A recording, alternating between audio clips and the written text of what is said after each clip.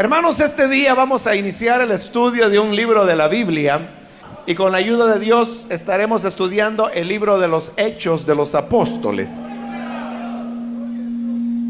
De manera que vamos a buscar el capítulo número 1 del libro de los Hechos de los Apóstoles para iniciar el estudio de este importante libro de la Biblia. Leamos entonces el libro de los Hechos de los Apóstoles, capítulo número 1, versículo 1.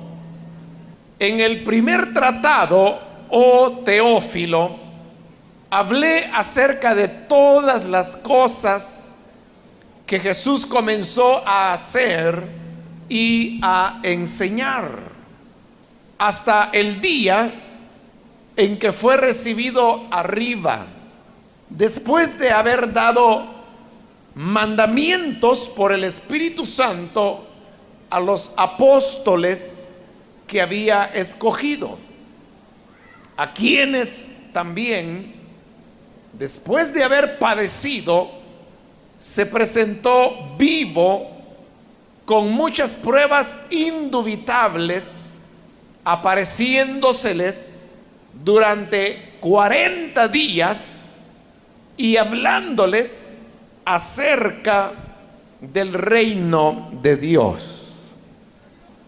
Siempre que iniciamos el estudio de un libro de la Biblia, damos alguna información general que nos ayuda a ubicarnos dentro del contexto de ese libro para poderlo interpretar de una manera correcta.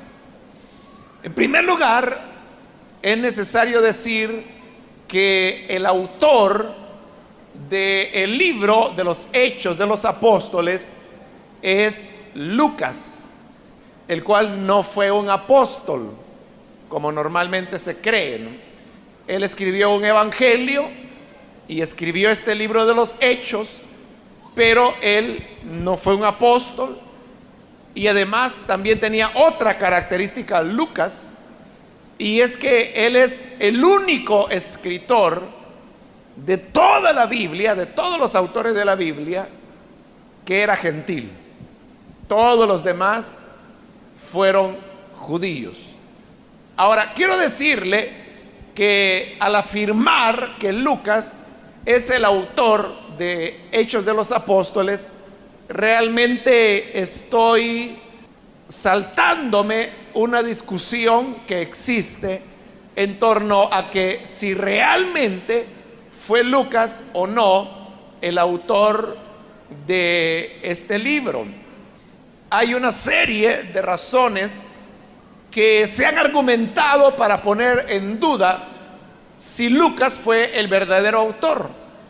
Pero al examinar esas razones, resulta que no son demasiado consistentes, y por la misma razón creo que no vale la pena ponernos a discutir acerca de el autor del libro de los Hechos, cuando hay una enorme cantidad de evidencia que apunta hacia la verdad que Lucas es el autor de los Hechos de los Apóstoles. Por eso es que, evitando esa discusión, estoy de una vez afirmando que Lucas fue el autor de Hechos de los Apóstoles, aunque menciono lo anterior para que usted sepa que al menos existe una discusión en cuanto a ese tema. Ahora, en lo que sí no hay ninguna duda es que la misma persona que escribió el evangelio que conocemos con el nombre de Evangelio de Lucas es la misma que escribió el libro de los Hechos. ¿Por qué razón? Porque es el mismo estilo, es el mismo lenguaje, es la misma forma informada de escribir que tienen ambos autores, y eso nos lleva a pensar que es uno y el mismo autor, porque Lucas es alguien que utiliza un griego muy educado, pero además es un griego muy bien utilizado, muy bien manejado. Y por otro lado, también ya dije, Lucas era alguien que tenía mucha información, la cual él vierte, no solo en su evangelio, sino también en este libro de los Hechos, como vamos a ver en la medida que vayamos desarrollando el estudio. Y eso nos lleva a pensar que el mismo autor del evangelio es el autor del libro de los Hechos. Y creemos, repito, que este es Lucas. Por otra parte, es evidente que Hechos es una continuación del evangelio de Lucas. De tal manera que incluso hubo en el pasado personas que llegaron a creer que antiguamente Lucas y Hechos eran un solo libro y que luego se dividió por la mitad. Pero dado que nosotros creemos en la inerrancia de la palabra de Dios, es claro que al final del Evangelio de Lucas hay un cierre de ese libro. Como también es claro que al leer lo que hoy hemos leído hay una introducción a un nuevo libro. Eso descarta la teoría que en un pasado fueron un solo libro. Pero lo que sí es clarísimo es que Hechos es la continuación del Evangelio de Lucas, por razones que vamos a mencionar un poquito más adelante cuando entremos a considerar lo que es ya el texto que hemos leído. Quiero decirle también que hay otra discusión, y quizás esta es la más importante, y tiene que ver con la fecha cuando se escribió el libro de los Hechos. En cuanto a eso, no hay un acuerdo. Hay algunos que piensan que el libro de los Hechos fue escrito ahí alrededor del año 60, coincidiendo con la época cuando Pablo está prisionero en Roma, y dicho sea de paso, acompañado por Lucas.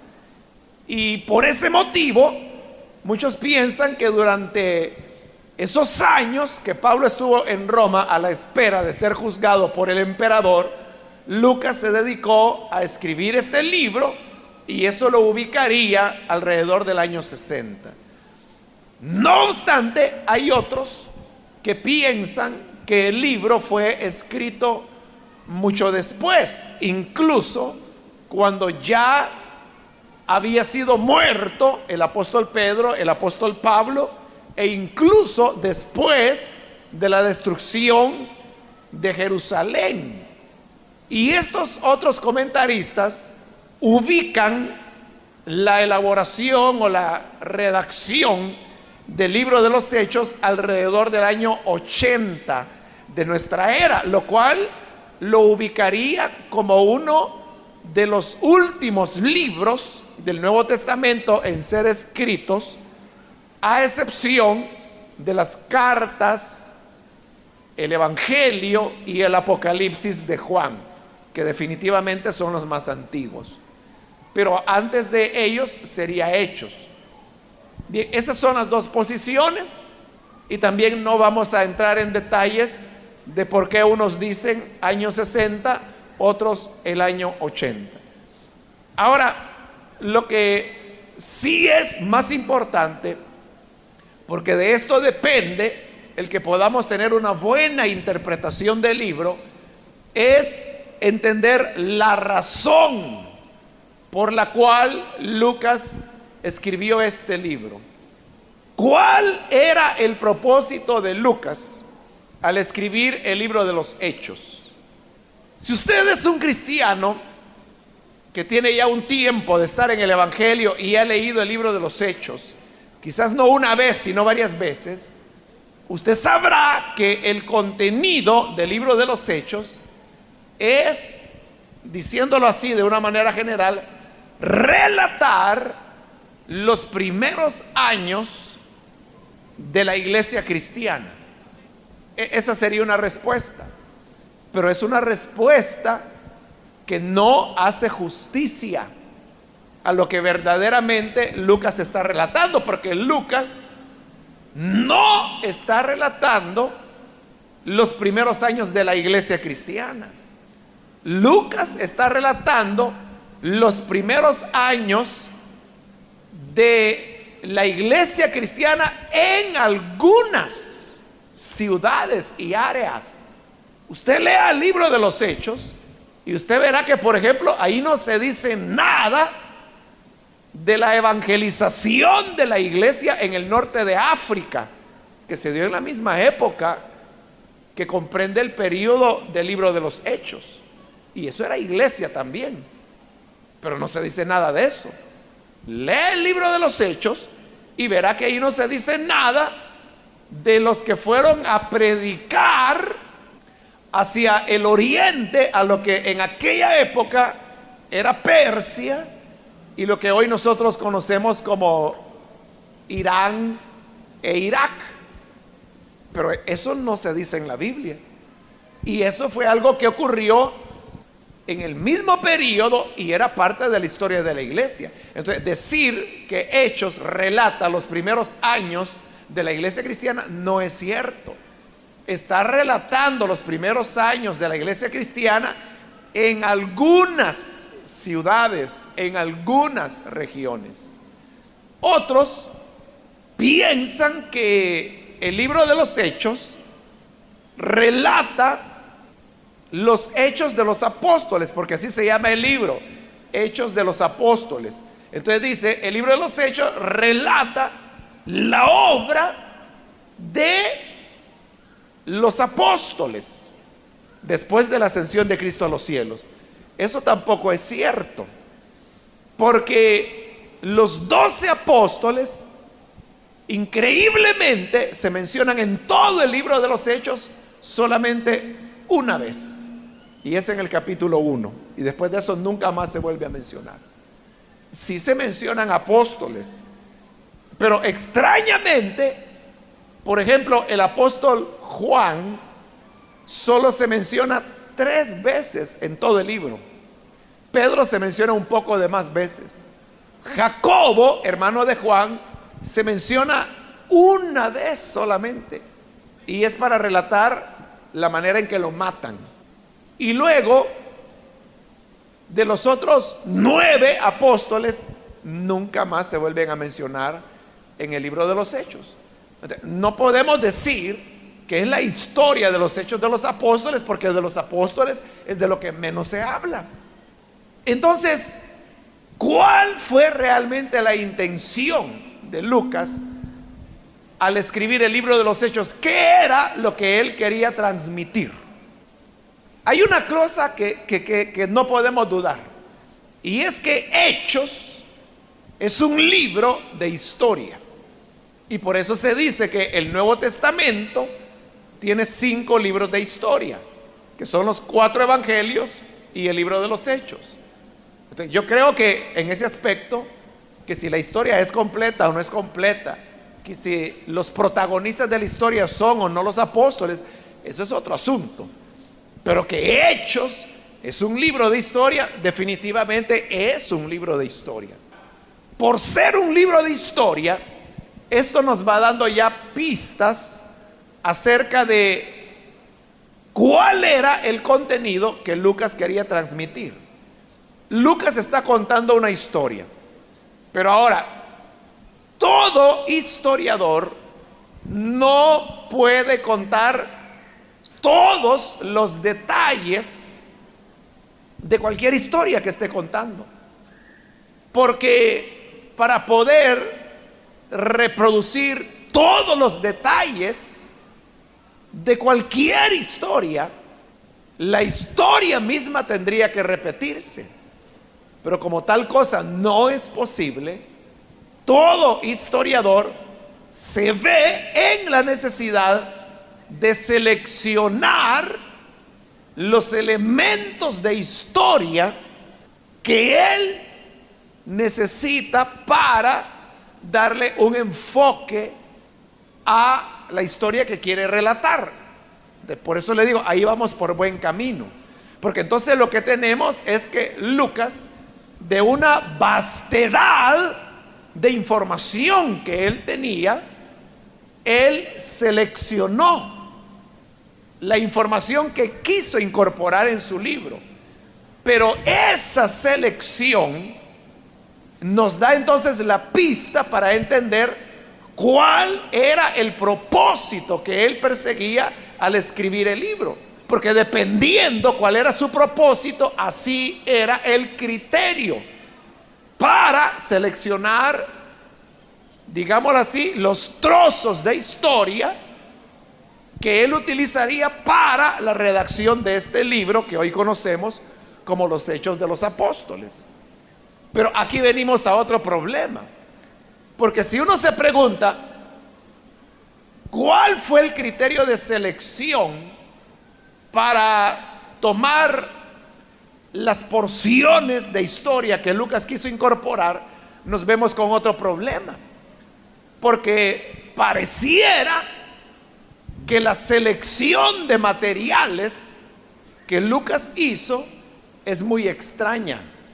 Es extraña porque rompe la lógica que nosotros hubiésemos seguido si nos hubiera tocado escribir este libro. ¿Por qué rompe la lógica? Es muy fácil, y si usted ha leído Hechos, sabrá que lo que le voy a decir a continuación es verdad. Lucas comienza hablando centrado en la iglesia de Jerusalén, pero luego abandona la iglesia de Jerusalén, que hasta ese momento era el centro, y no la vuelve a mencionar sino hasta casi el final de su libro, que ya en el capítulo 21. Cuando uno comienza a leer Hechos, da la impresión que él quiere hablarnos principalmente de la iglesia de Jerusalén, pero luego la deja en el aire y se olvida de ella y la vuelve a retomar, y de pasada hasta el final del libro. Luego, después de eso, uno podría pensar que el personaje que ocupa el centro llega a ser Felipe, y estamos hablando ahí de los capítulos 6, 7, 8, donde Felipe juega el papel central. Pero después del capítulo 8, Felipe también desaparece de la escena y no vuelve a ser mencionado sino una sola vez más, y de pasada, y casi al final del libro, que es también en el capítulo 21. Entonces, cuando ya se ha creado la impresión que el personaje central es Felipe, de repente desaparece. Pero luego viene la participación de Pedro, que es un poquito más extensa. De Pedro es el centro. Pedro resucita a Dorcas. Pedro es quien anuncia el evangelio en Samaria, quien ora para que los samaritanos reciban el bautismo del Espíritu. Parece que Pedro es el centro, pero de repente Pedro también desaparece y ya no es mencionado más. Luego aparece Pablo con Bernabé, y entonces parece que ahora los personajes centrales del relato serán Pablo y Bernabé, pero de repente ellos permanecen juntos durante el primer viaje misionero, pero para el segundo viaje misionero Bernabé desaparece y nunca más es vuelto a mencionar en todo el libro. Entonces uno podría pensar, bueno, entonces el personaje es Pablo. Es Pablo entonces, y es cierto que el ministerio de Pablo ocupa la mayor parte del libro, pero la cuestión es que ocupa tanto el centro del libro, el apóstol Pablo, que llega un momento en que uno siente la impresión que está leyendo una biografía de Pablo.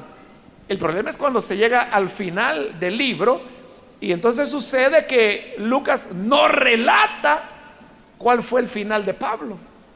Entonces uno se da cuenta que entonces el tema no era Pablo tampoco, porque es una historia que queda inconclusa. No se sabe qué ocurrió con Pablo y por qué Lucas no termina la historia de Pablo, porque tampoco era el propósito de Lucas contar la historia de Pablo. A eso hay que añadir otra cosa, y es que hay un cambio en el enfoque de la vida de Pablo, porque primero, y en la mayor parte del libro, quizás no la mayor parte, pero como la mitad de la porción que corresponde a Pablo, Lucas la dedica a enfatizar el gran misionero y apóstol que Pablo fue. Pero cuando Pablo cae en prisión, entonces ese carácter misionero queda prácticamente anulado, y Pablo entonces pasa a ser un prisionero del Imperio Romano, y el relato ya no se enfoca en las actividades propiamente ministeriales de Pablo, sino que se enfocan en la relación de Pablo con las autoridades, primero judías y luego romanas, que le están juzgando. Entonces note que Lucas cambia la orientación de su relato de un aspecto de la vida de Pablo hacia otro. Entonces, al tener todo este panorama, uno llega a la conclusión de lo que dije hace un momento: la selección que hizo Lucas de los materiales que él utilizaría en su relato es muy extraña. Pero eso nos debe llevar a reflexionar, bueno, si Lucas no quería contar la historia de Jerusalén, no quería contar la historia de los 12 apóstoles, no quería contar la historia de Felipe, no quería contar la historia de Pedro, no quería contar la historia de Pablo, no quería contar la historia de la iglesia, porque ya dije, no cuenta la historia de la iglesia en todo lugar. Entonces, ¿qué era lo que Lucas quería transmitirnos? ¿Cuál era el mensaje que él quiere darnos a través del libro de los Hechos? La respuesta es esta: a Lucas lo que le interesa, dicho en pocas palabras, es presentar el conflicto que la iglesia encuentra en el mundo, que es un conflicto que primero comienza con las autoridades judías por elementos religiosos, pero que conllevan un peligro o una amenaza social. Conflicto que luego se extenderá ante los gentiles cuando el evangelio comienza a ser predicado más allá del pueblo de Israel. Y estos conflictos son de orden más que todo económico, y por lo tanto ligados a situaciones políticas, porque lo económico y lo político siempre es algo que se alimenta mutuamente, hasta que finalmente los enfrentamientos de la iglesia son con el Imperio Romano, y ahí sí por situaciones puramente políticas, como lo vamos a ir desarrollando en el estudio. Si tomamos en cuenta que Lucas escribió este libro después que estas cosas habían ocurrido, sea que tomemos la teoría del año 60 o si tomamos la del año 80, en todo caso, Lucas se encontraba con una iglesia que estaba desconcertada por lo que estaba viviendo. Y por encontrarse desconcertada, es que Lucas se decide a escribir tanto su evangelio como el libro de los Hechos. Comienza con el evangelio para demostrar que esos conflictos que la iglesia vivía, conflictos religiosos, sociales y políticos, en su choque con el mundo, eran el resultado no de una novedad, porque el Señor Jesús también tuvo que afrontar el mismo tipo de conflictos, y por eso él escribe su evangelio de Lucas, donde él muestra cómo el Señor fue atacado por intereses religiosos, por intereses económicos y por intereses políticos, hasta que llega la muerte. Y luego comienza a relatar la historia de la iglesia para hacer ver que en su relación, o digamos en la presencia de la iglesia en medio del mundo, siempre se originará conflictos. Ahora, para entender mejor este tipo de conflictos, nosotros deberíamos tener un panorama de todo lo que fue el mundo romano de la época en la cual la iglesia nació, hasta la época cuando Lucas escribe este libro. Y eso nos ayudaría a ubicarnos. Ahora, el poder presentar ese panorama del Nuevo Testamento es algo que solo eso nos llevaría varias semanas. Y por lo tanto no lo vamos a hacer, porque solamente la intención ahora es dar una introducción que nos permita interpretar de una manera correcta el libro de los Hechos. Por lo tanto, voy a mencionar solamente lo esencial. En primer lugar, hay que recordar que todo lo que se relata aquí, tanto en los evangelios como en el libro de los Hechos, todo tiene lugar dentro del Imperio Romano. El Imperio Romano se extendía por lo que ahora nosotros conocemos como Europa occidental y oriental, se extendía por el Medio Oriente, lo que hoy es Asiria, lo que hoy es Israel, lo que hoy es Jordania, lo que hoy es Irak. Todo eso pertenecía al Imperio Romano. Y luego seguía hasta el norte de África, todas las naciones del norte del África y la frontera del desierto, del Sahara. Entonces, si usted tiene nociones de geografía, verá que el Imperio Romano rodeaba a todo el mar Mediterráneo. Y por eso es que los romanos decían que el Mediterráneo no era nada más que un lago romano. Entonces, dentro de ese Imperio Romano es donde se desarrolla todo, los hechos y los evangelios también. Ahora, hay que entender también qué era el Imperio Romano. El Imperio Romano era que su imperio pudiera estar en pie por 14 siglos, lo cual es increíble. ¿Pero por qué razón? Porque los invasores en todas las épocas lo que han hecho es que cuando invaden un país extranjero les imponen su idioma, su cultura y su religión. Los romanos no eran así.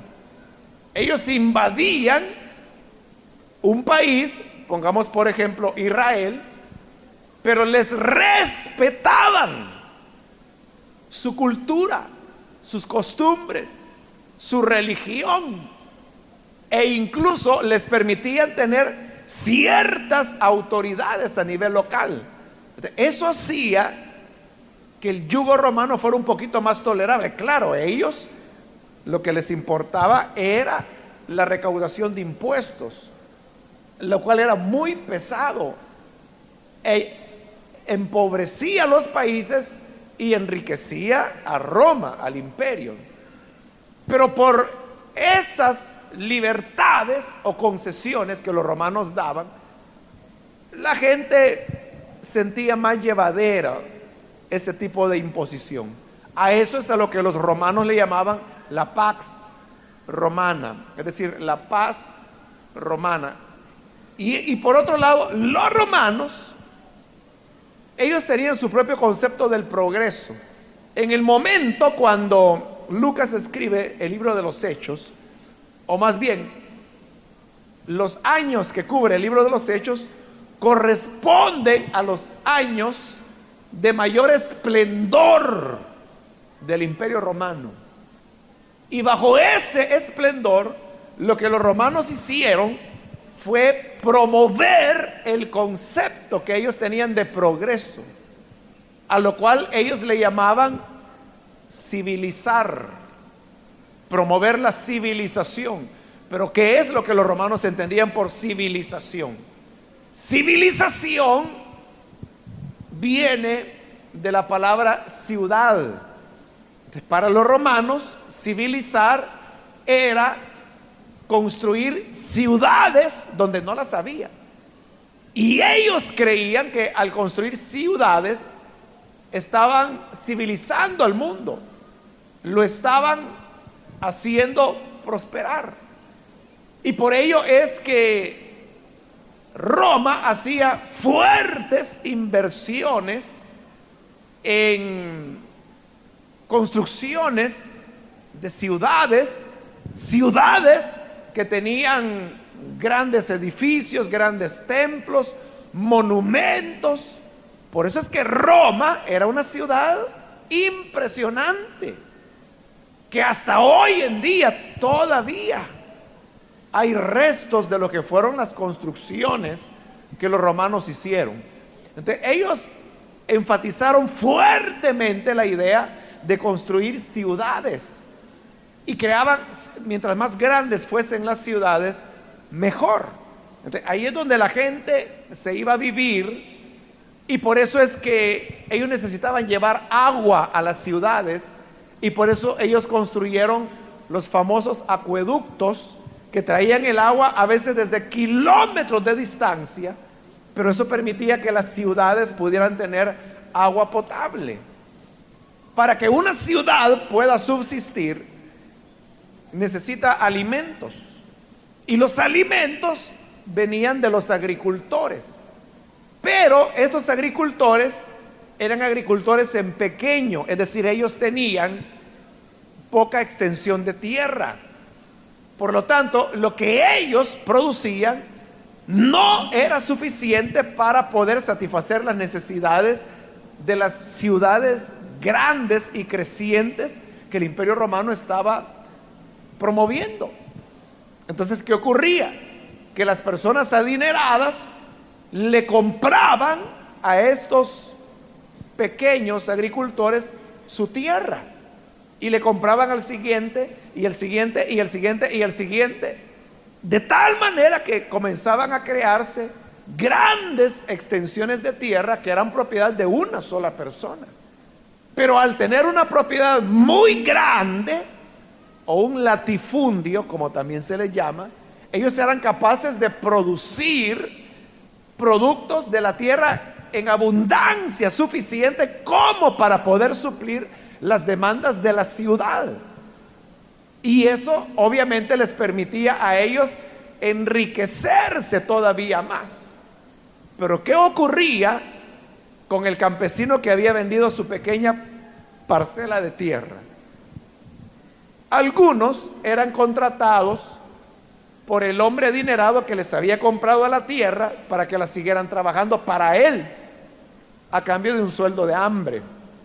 Otros simplemente se quedaban sin tierra que poder trabajar, y por lo tanto sin maneras como defenderse en la vida.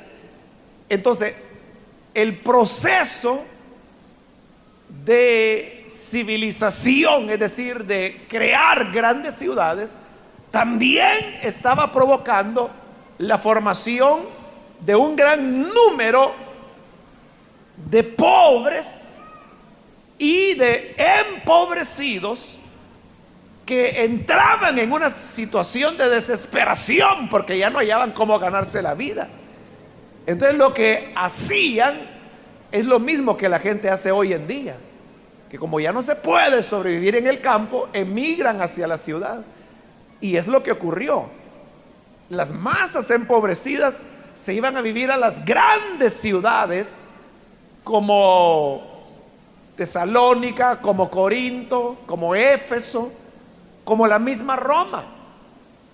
Pero ¿qué ocurría cuando ellos llegaban a la ciudad? Ocurría lo mismo que le ocurre en nuestro país a la gente que viene del campo, que viene a la ciudad pensando que aquí encontrará trabajo y resulta que tampoco lo hay. Entonces, ¿qué les queda? Irse a vivir a terrenos aparentemente sin dueño, junto a los barrancos, junto a quebradas. Exactamente lo mismo ocurría en el Imperio Romano, que se creaban las vías miserias o comunidades como las llamamos nosotros. Y ahí es donde vivía la mayoría de las personas. Muchos de ellos se vendían como esclavos. De tal manera, fíjese, esto es bien interesante, que la mayor parte de los pobladores de las ciudades eran esclavos. Por ejemplo, solamente en Roma, hablando de la capital del imperio, se calcula que por cada hombre libre habían 3 esclavos. Eso significa, y solo estoy suponiendo porque no sé los datos, pero supongamos que si Roma tenía 4 millones de habitantes, 1 millón de ellos eran amos y 3 millones eran esclavos. Entonces, en medio de esas masas empobrecidas que tenían que ver la manera de ganarse la vida, en medio de ellos comenzó a circular un rumor, y este rumor hablaba de un tal Jesús, el cual decían que aunque había muerto, había resucitado, pero además de eso decían que él era un rey. Y esto estaba arrastrando cada vez a mayor y mayor cantidad de las personas empobrecidas, porque así lo muestra claramente la Biblia. Lea 1 Corintios capítulo 1, cuando Pablo escribe a la iglesia en Corinto. Corinto era una ciudad donde había mucha gente rica, pero por el fenómeno que le he hablado, también había mucha gente empobrecida. Pero ¿quiénes eran los cristianos en Corinto? ¿Era la gente adinerada? No. Si allí dice Pablo en 1 Corintios 1, mirad vuestra vocación, que no sois muchos ricos, no sois poderosos, no sois nobles. Entonces, ¿quiénes eran los que formaban la iglesia de Corinto? Dice Pablo, lo despreciado del mundo es lo que Dios escogió para avergonzar a los poderosos del mundo. Entonces, ¿qué era la iglesia cristiana? Era la gente empobrecida. Es igual que hoy en día, hermano. Usted sabe que el evangelio tiene mayor acogida entre las personas pobres que entre las personas adineradas. Por eso no se equivocó Jesús cuando en el evangelio de Lucas dijo: bienaventurados ustedes los pobres, porque de ustedes es el reino de los cielos. Por ello es que el evangelio tiene más aceptación entre las personas pobres, y eso ocurrió en el libro de los Hechos. Eso era peligroso. Era peligroso para los intereses religiosos, para los intereses económicos, y posteriormente lo veremos para los intereses políticos, porque era la gente pobre que ahora estaba teniendo una identidad. Pero quizá lo más importante, estaba teniendo una esperanza basada en el mensaje del evangelio. Entonces, dentro de esa situación es que la iglesia comienza a tener conflicto. A tener conflicto primero con los judíos, como lo veremos, por motivos religiosos, pero que lindaban con lo político, con lo social, como lo veremos. Luego con los gentiles, y luego con el imperio romano. Eso es lo que le interesa a Lucas: mencionar o relatar cómo la presencia de la iglesia dentro del mundo siempre provocará rechazo y persecución. Entonces Lucas escribe su evangelio para contar que así le tocó a Jesús, y ahora escribe Hechos para hacerle ver a la iglesia que siempre la iglesia vivió así. Entonces, a nosotros nos conviene estudiar el libro de los Hechos, porque estamos viviendo en una situación similar, no solo socialmente, no solo económicamente, no solo políticamente, sino porque seguimos siendo la iglesia. Y la iglesia que está en un mundo que tiene otros valores, y donde nosotros vivimos con una ética superior que la que tienen los mejores elementos con los que el mundo cuenta. Y por eso es que Hechos de los Apóstoles continúa siendo muy valedero para nosotros hoy en día. Visto desde ese punto de vista, ahí uno entiende qué es lo que Lucas quiso transmitir. Y por eso uno entiende por qué ella nos siguió contando la historia de la iglesia de Jerusalén, por qué ella nos siguió contando de Felipe, por qué ella nos siguió contando de Pedro, por qué ella nos sigue contando de los 12 apóstoles, por qué ella nos sigue contando de Bernabé. Y al final, y eso es el colmo, ¿por qué ya no termina de contar la historia de Pablo? Porque no es ninguno de esos el objetivo de Lucas.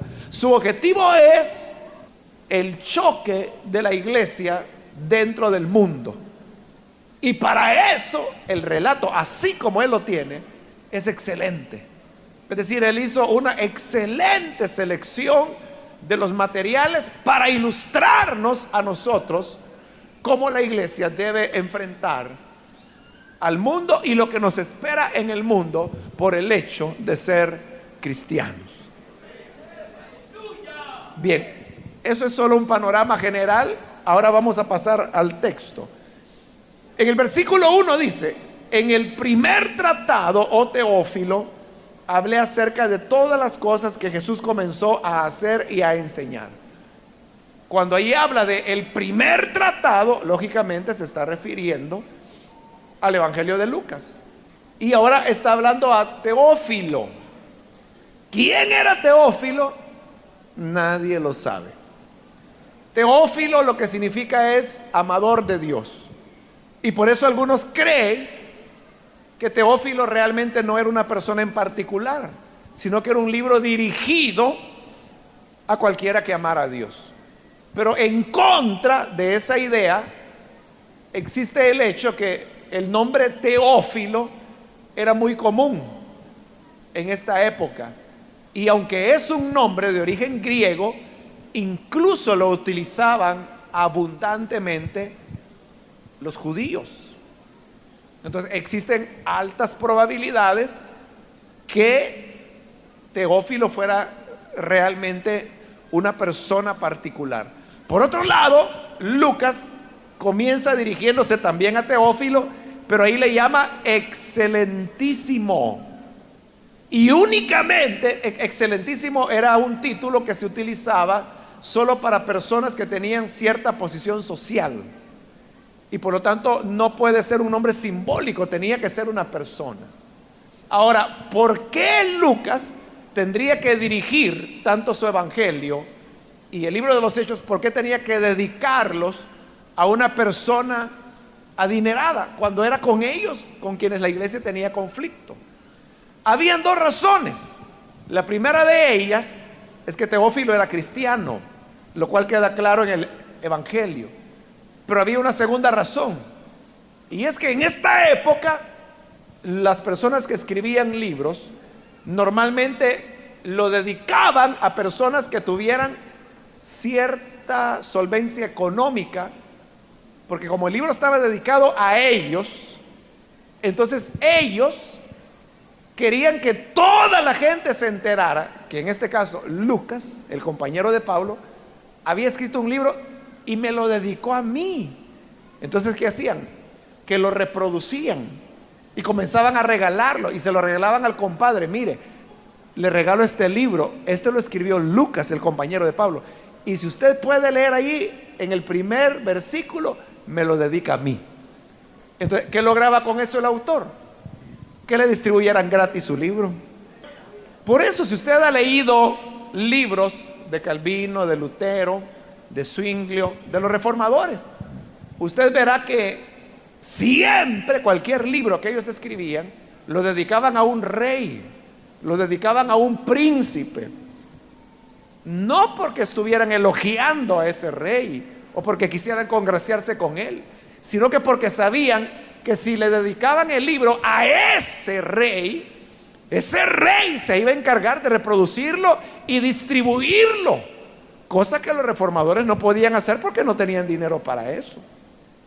Entonces, si Calvino dedica su comentario a los hebreos al príncipe no sé quién, Cuando ese príncipe lo recibía, decía: ¿qué? Calvino me dedica un libro, ¡qué tremendo! Y empezaba a reproducirlo y a repartirlo y a decirle: miren, este libro lo escribió el gran Juan Calvino y me lo dedica a mí. Entonces, llevados por su vanidad, ellos distribuían el libro y Calvino feliz por eso, ¿no? Porque su obra era conocida sin que a él le costara 5 centavos. Por eso lo dedicaban a alguien pudiente, y por eso es que Lucas ahora se lo dedica a Teófilo, aparte de ser un hermano en la fe.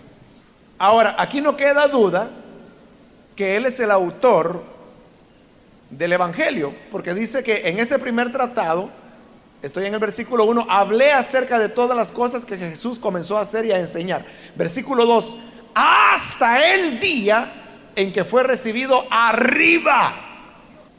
Y fíjese que el Evangelio de Lucas exactamente así termina, con la narración de todo lo que Jesús hizo hasta el día en que fue recibido arriba.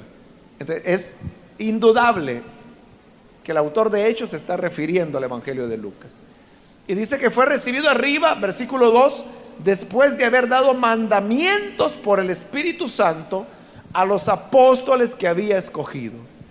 Eso significa que si bien el Señor había ascendido a los cielos, su ministerio no había terminado, sino que ahora ese ministerio continúa, solamente que a través del Espíritu Santo. Y ese será un tema central en el libro de los Hechos, el papel del Espíritu Santo, de tal manera que algunos han dicho que el libro no se debería llamar Los Hechos de los Apóstoles, porque ya vimos que ni siquiera habla mucho de los apóstoles, solo habla de algunos de ellos. A algunos los menciona una vez, a otros lo menciona 3 veces y a otros nunca. Bueno, solo en la lista que aparece en el capítulo 1. Entonces, por eso dicen, debería llamarse Los Hechos del Espíritu Santo. Pero de eso vamos a ampliar más adelante. Y en el versículo 3 dice, refiriéndose a esos apóstoles, a quienes también, después de haber padecido, se presentó vivo con muchas pruebas indubitables, apareciéndoseles durante 40 días y hablándoles acerca del reino de Dios. Entonces, Lucas está diciendo que ahora Jesús continúa su ministerio, pero lo hace a través del Espíritu Santo, después que Él resucitó. Y de esa resurrección, dice, hay pruebas indubitables, es decir, de las cuales no se puede dudar. ¿Por qué? Porque el Señor habló con ellos, les mostró las heridas de su mano, la herida del costado, comió con ellos y lo vieron durante 40 días. De manera que no había duda alguna que Jesús había resucitado. Ahora, como Lucas tiene que amarrar este libro de los Hechos con su evangelio, pero él no puede hacer un resumen de su evangelio para amarrarlo con los Hechos. Entonces viene y encuentra el punto de unión cuando en el versículo 3 al final dice que durante esos 40 días lo que Jesús hizo fue hablarles acerca del reino de Dios, que es lo mismo que Jesús habló en su ministerio y que Lucas dice que es de lo que Jesús más habló durante su ministerio terreno. Durante su ministerio Jesús habló del reino de Dios, y durante estos 40 días después de resucitado dice que les volvió a hablar acerca del reino de Dios.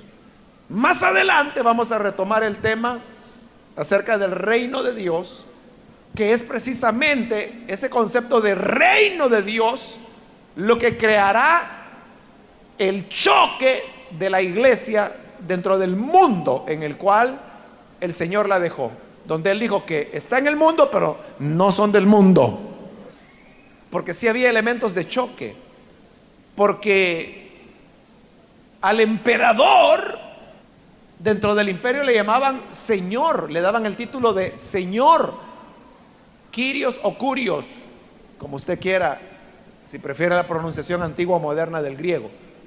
Pero ese nombre, Kyrios o Curios, es exactamente el mismo título que recibe Jesús cuando a Él se le llama Señor. Es decir, que así como nosotros decimos, Jesús es el Señor, los romanos decían, César es Señor.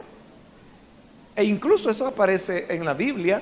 ¿Se recuerda cuando Festo tiene a Pablo prisionero y llega el rey Agripa, que realmente es Agripa II, a visitarlo?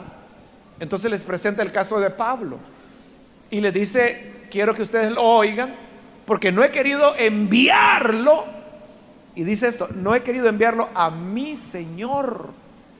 Y ahí se está refiriendo al emperador romano, pero lo está llamando mi Señor. Eso está, si no tengo mala memoria todavía, en Hechos capítulo 25 versículo 26. Ahí donde Festo llama al César Señor, que es el título que los cristianos le dan a Jesús. Entonces, ese era el problema de la iglesia, que la iglesia estaba proclamando otro Señor, que es Jesús, en tanto que los romanos tenían su Señor, que era César. Y eso significaba que los creyentes no estaban sometiéndose a los dictámenes de Roma, porque ya le dije que los romanos eran muy tolerantes, pero lo que sí eran implacables es el que no querían desórdenes, no querían amotinamientos, y para ellos era un desorden que la iglesia enseñara que había otro Señor y que no era César, sino que era Jesús. Entonces los veían como que estaban subvirtiendo el orden establecido. Y por eso es que la iglesia tiene que sufrir persecución. Eso se lo digo como un ejemplo nada más. Porque mientras los romanos saludaban Kyrios César y levantaban la mano derecha, así como los nazis, ¿no? Los nazis lo copiaron de los fascistas italianos y los italianos lo copiaron de los romanos. O sea, pero eran los romanos los que levantaban la mano derecha. Y al levantar la mano derecha se saludaban diciendo Kyrios César, que significa César es Señor. Pero cuando se hallaban a un creyente, le saludaban, le decían Kyrios César, y él decía no, Kyrios Cristo. Es decir, Cristo es el Señor. Eso lo veían como un atentado. Ahí es donde venía la persecución. Ahora, pero como eran las grandes masas empobrecidas, los cristianos, por eso es que en el caso de Roma, ellos se refugiaban en las catacumbas, porque esas catacumbas habían sido construidas por ellos mismos, trabajando para sacar arena para las construcciones monstruosas que arriba estaban haciendo los romanos. Imagínense el Coliseo romano, que todavía está ahí en Roma, que tenía capacidad para más de 100,000 personas. Eran más de 100,000, 110,000, 120,000 por ahí. Es decir, algo así como el Maracaná de Brasil. Esa capacidad tenía. Una cosa increíble para que haya sido construida hace más de 2,000 años. Y por eso es que todavía está ahí en el centro de Roma. Pero ¿quiénes construyeron eso? Los empobrecidos, que ya no tenían tierra y tenían que ir a trabajar de construcción. Y ellos eran los que se metían bajo tierra a sacar arena. Y así fue como nacieron las catacumbas. Y estaban tan familiarizadas con ellos que cuando se convirtieron, por eso se refugiaron ahí, porque era el lugar que mejor conocían y donde sabían que no los iban a encontrar. Ese es el contenido del libro de los Hechos que vamos a ir desarrollando en la medida que avancemos en este estudio. Amén. Vamos a orar, vamos a cerrar nuestros ojos. Hoy hemos tenido más que todo un panorama general que nos introduce al estudio del libro de los Hechos. Pero hay una verdad que queda clara de lo que hemos mencionado, y es que siempre que las personas tienen una genuina conversión a Cristo, serán perseguidos. Y Jesús lo dijo: en el mundo tendréis persecución, pero confiad, dijo él, yo he vencido al mundo. Entonces, si usted todavía no ha recibido a Jesús, hoy es el momento de hacerlo. Pues de esa manera usted puede también triunfar a pesar de las persecuciones que vengan.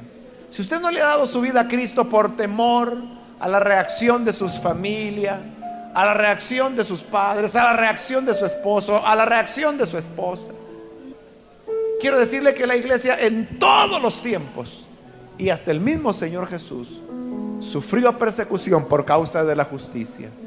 Por eso dice la Biblia, es necesario que a través de muchas tribulaciones entremos al reino de los cielos. ¿Quiere usted entrar al reino de los cielos? Levante su mano y vamos a orar. Rápidamente, por favor, en el lugar donde está, levante su mano para que podamos orar por usted. Venga el Hijo de Dios. Hoy es el momento cuando usted puede recibir al buen Salvador. Es su oportunidad. Levante su mano cualquier persona que por primera vez necesita entregarle su vida al Hijo de Dios. Venga a Él. Es el tiempo, el momento para hacerlo. Muy bien, aquí hay un niño que pasa, bienvenido. Alguien más que necesita darle su vida al buen Salvador, puede levantar su mano. Otra persona que necesita venir, venga, pase. Hoy es el día de Dios, es el momento de Dios para su vida. ¿Hay otra persona? Puede levantar su mano. O si usted se ha alejado del camino del Señor y hoy necesita reconciliarse, venga también, pase. Reconcíliese con el buen Salvador. Hoy es el tiempo, el momento de entregarse, de estar a cuentas con Él. ¿Necesita hacerlo? Venga entonces. Aquí hay otra persona, bienvenido, Dios le bendiga. De este lado hay otra persona, Dios la bendiga, bienvenida. Alguien más que necesita venir. Un estudio bíblico con el pastor Mario Vega. Mario Vega inició su ministerio pastoral en 1980. Asume la dirección general de Misión Cristiana Elim en 1997. Ha compartido el evangelio en países como Rusia, Francia, Alemania, Brasil, Estados Unidos, entre otros. Mario Vega es reconocido nacional e internacionalmente como uno de los intelectuales más destacados del mundo cristiano evangélico en América Latina. Escuche más sermones en elim.org.sv.